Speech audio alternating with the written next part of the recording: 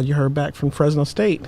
And I said, heard what? And he said, did you apply? I said, no. He said, what have you been doing? I said, we just won state. I've been celebrating. He said, it was a great run. There's a representative from CSUB over here in the office. Go talk to him. And literally went and talked to the lady that day. And they were like, you're just in time. You can get to our summer bridge program. And so went through the summer bridge program, did what I needed to do there, and was admitted to the university and just kind of took off from there. So yeah, God was guiding me the whole way because I had no idea what I was going to do. So did you have a relationship with God during this time? Yeah. Where did you get introduced to God? Oh, my grandparents. Grandparents, yeah, okay. Solid foundation. Both my grandma and grandpa were ushers in the church, and every Sunday we was at Sunday school, and so it's a strong part of my foundation and upbringing. Okay. So one of the cool things about EJ, and I know this, is that he went to school there. He became a student assistant, Yes. and just rose through the ranks. He never left. It's just like he started there and kept his hand to the plow.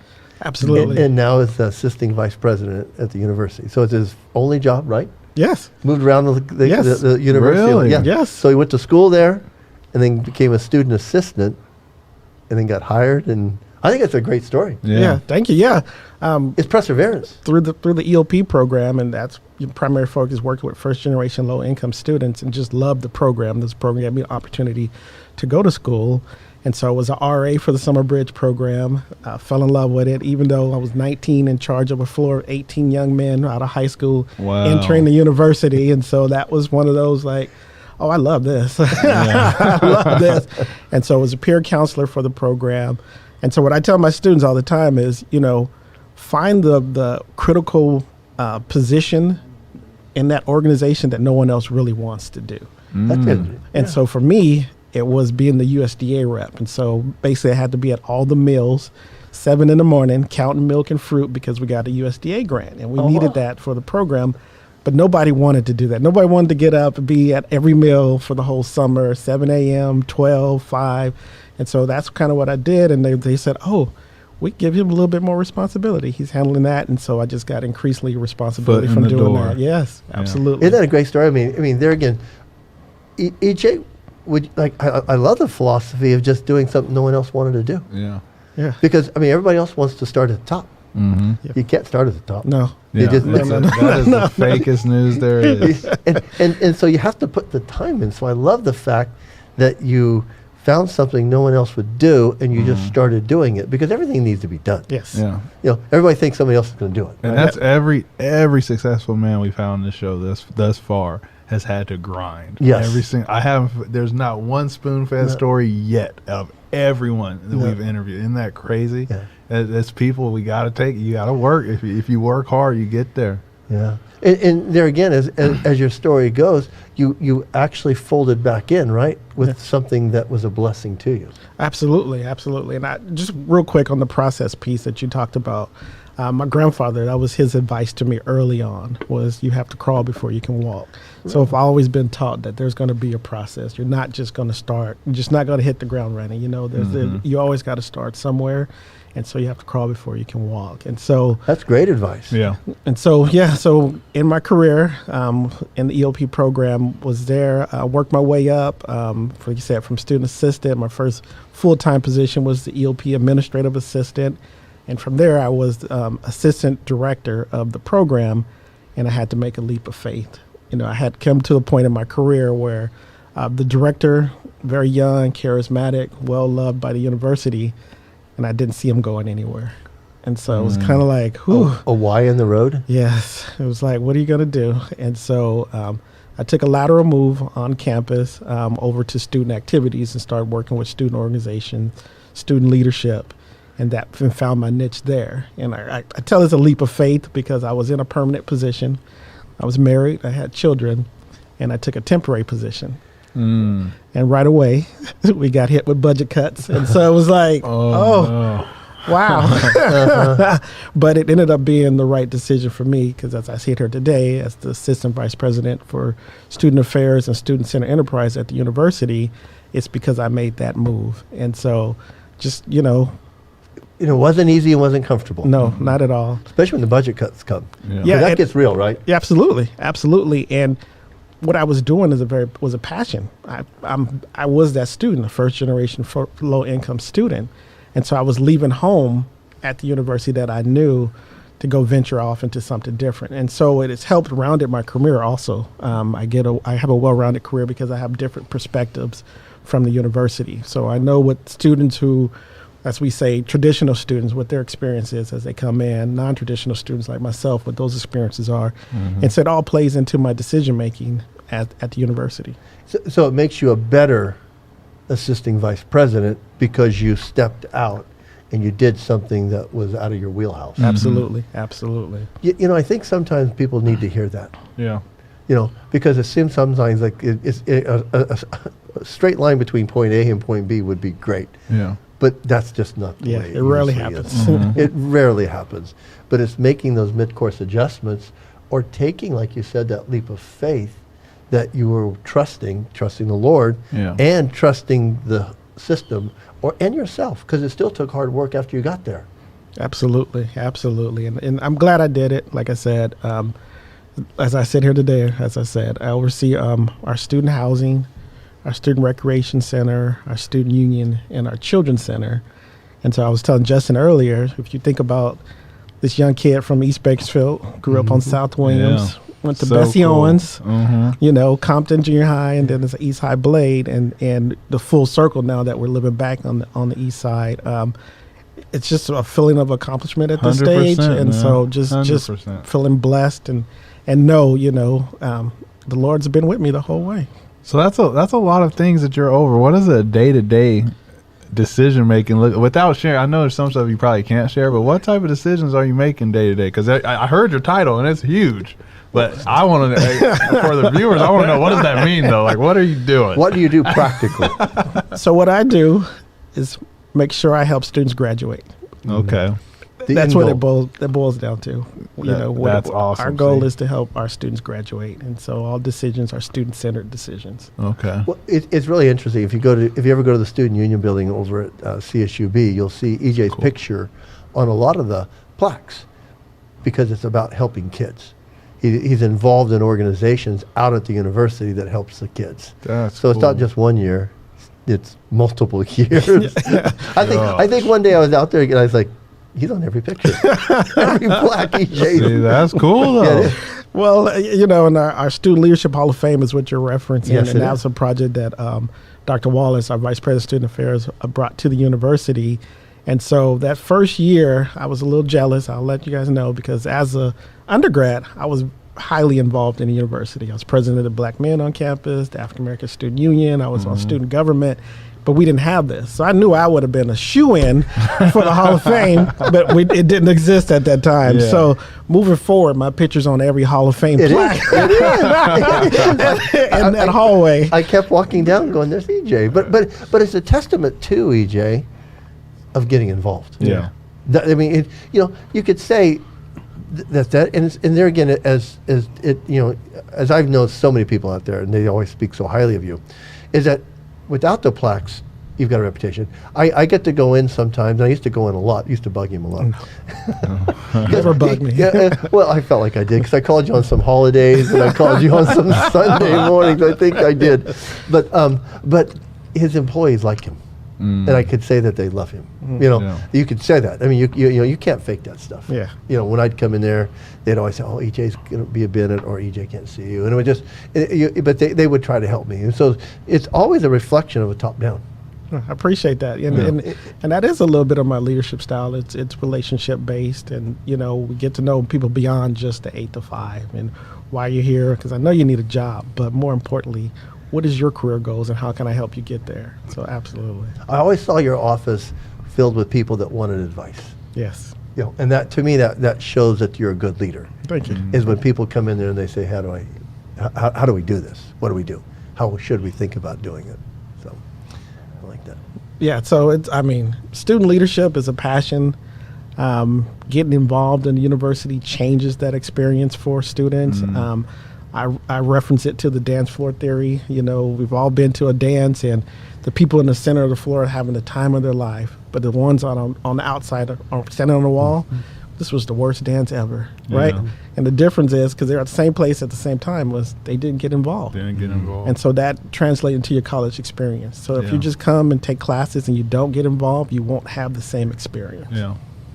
Yeah, I know. I even noticed that in the high school experience, like you have the kids who get involved in ASB and Yes. get involved in their school, and they had the time of their lives, and us who are just going through the time so we can get out and have fun. Just wasted time. That's something I'm excited to pour into my own kids now. Me and my friend Jonelle, very big friend of the church, we were talking because for him and I both, summer school was an option, or it was something you did to make up for a class you failed. That's what I knew summer school as. Had never been taught.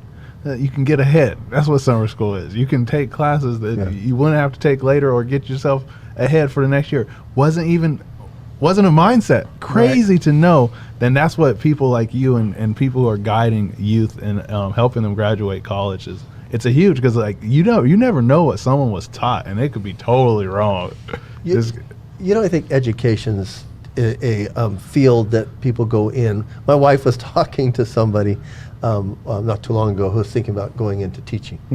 And they were thinking about making a lot of money. My wife goes, in the profession of teaching, she goes, I'll tell you what you're going to make.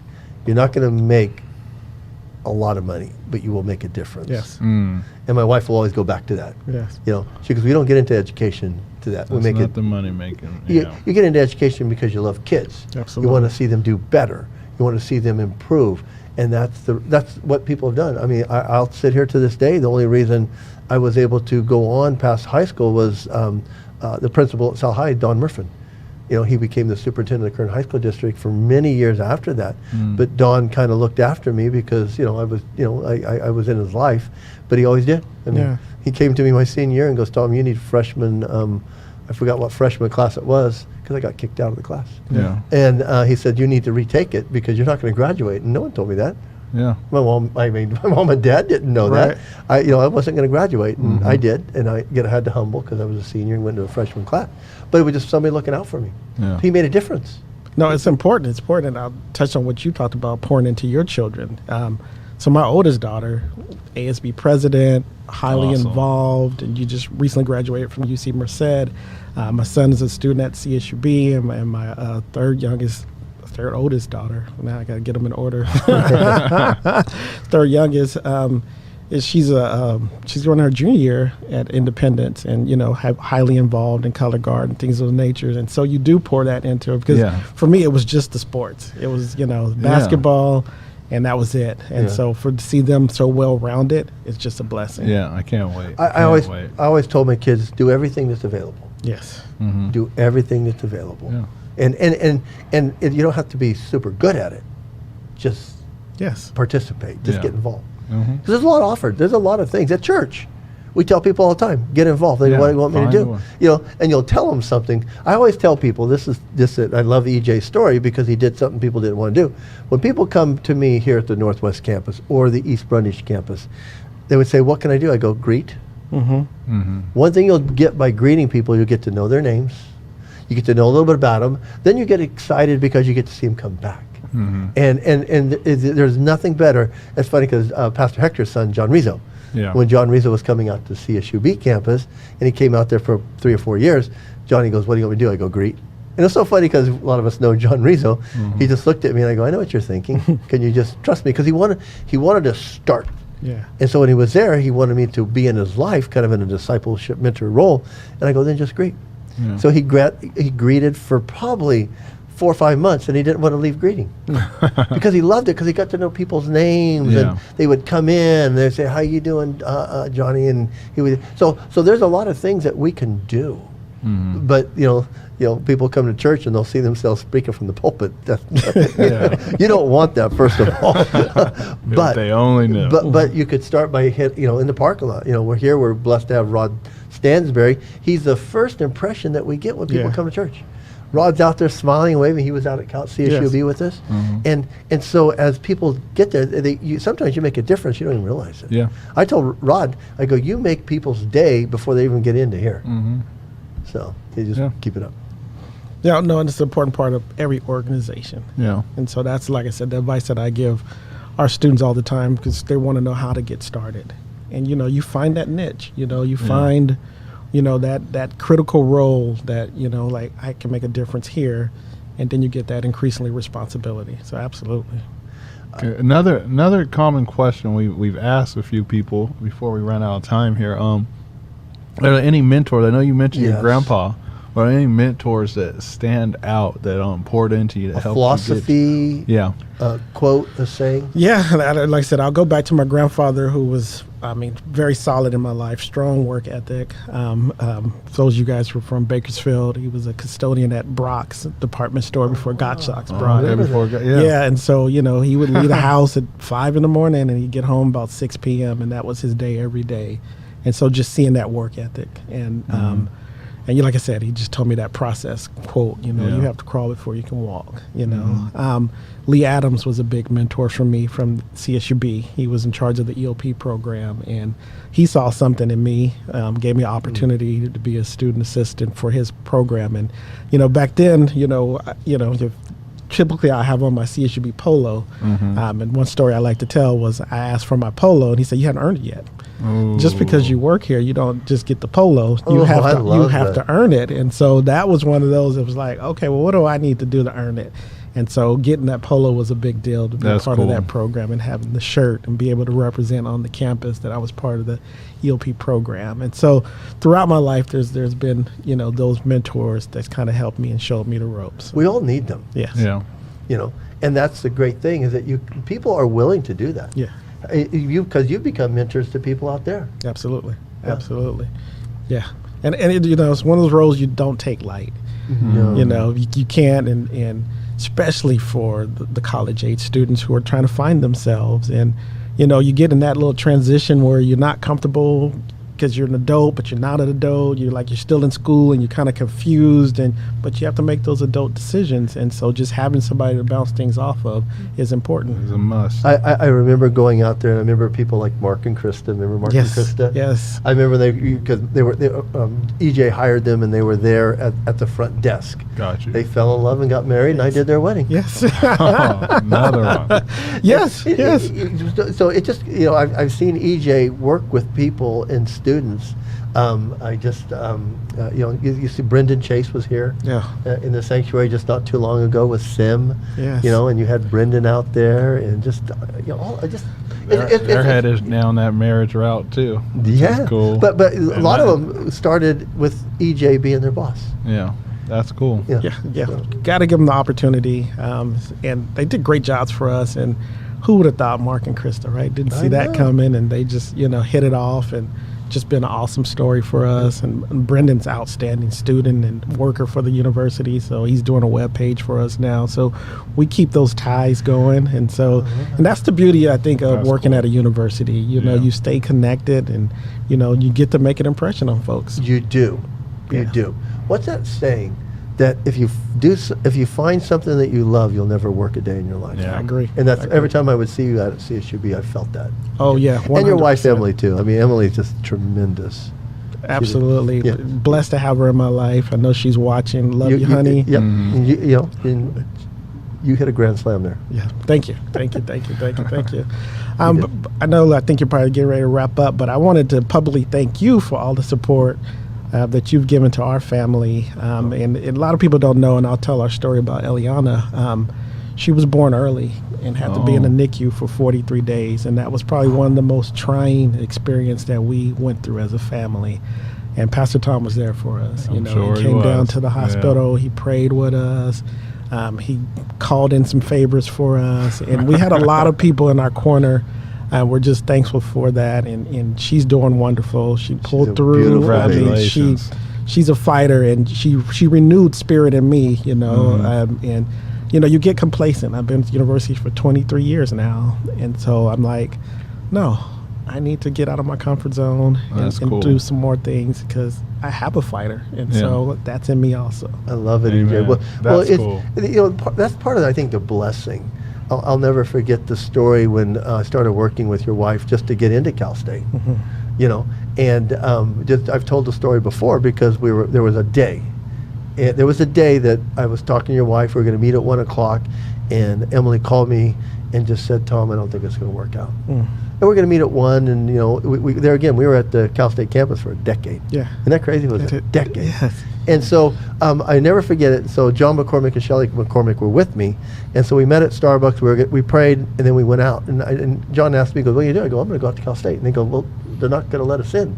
So I went out there and I sat by a fountain that's right outside your wife. Yes. And your wife was sitting in kind of where you are now. And so I was sitting there, and about 5 minutes after 1, she called me, and she's like, "Pastor Tom, where you at?" I go, "Well, if you look out your window, I'm sitting right out your window." She goes, "What are you doing there?" I go, "Didn't have anything else to do. I was supposed to come out here and sign a contract, you know, and you called me and said we weren't going to do it." She goes, "I think there may be a chance." Wow. And so I go, "Well, you want to come out here or us go inside your office?" And so it started a run, which we just had a great time, and just until the pandemic. And but it was great. So I love being around you and Emily and Eliana. And I think that's the blessing we get as Yes, a church, to be around 100%. people in their lives, and solid quality people. They're good. EJ, you guys are tremendous. Thank So you. We appreciate that. I want to thank you, That's brother, cool. for Thank being you. there. Thanks for Thank being you. on. Yeah. Thanks for having Getting me. to know you, man. Love it. Nice. Get to know you also, Justin. Yeah. So Cool. that's it for today. I Yes. believe we have a lot going on. Next week is next week the week you're out. Yeah. Yes, correct. Yeah. So yeah, we have a guest coming in for you guys. Tom Hollenbeck Yeah. will be sitting in this seat. So we Yeah. don't even lose a Tom. We keep a Tom. I never thought of that. Yeah, we still keep a Tom. We don't have to change much Yeah. with the last name. So Yeah, I'm gonna get to go to Nashville. See gonna my be daughter excited. Tessa. The young guys are Congrats. taking That's over. pretty exciting. Hopefully we don't mess things up. I know he's gonna be watching. No, so I'm it's not gonna be- watching. I'll be Can't watching do it. also, Justin. I love it. That is funny. But I'm Justin Greer. You can reach Tom me at Touchstone. jgreer@vbf.org. Pastor Tom at vbf.org. You can reach EJ. How can they reach you if they want to get a hold of you? Callahan at csub.edu. Okay. And that was lunch break. Send in your questions, you Please. guys. Like the page if you haven't liked it. If you're on the Please. VBF page, and that's it. That was lunch break. We'll see you next time. Bye.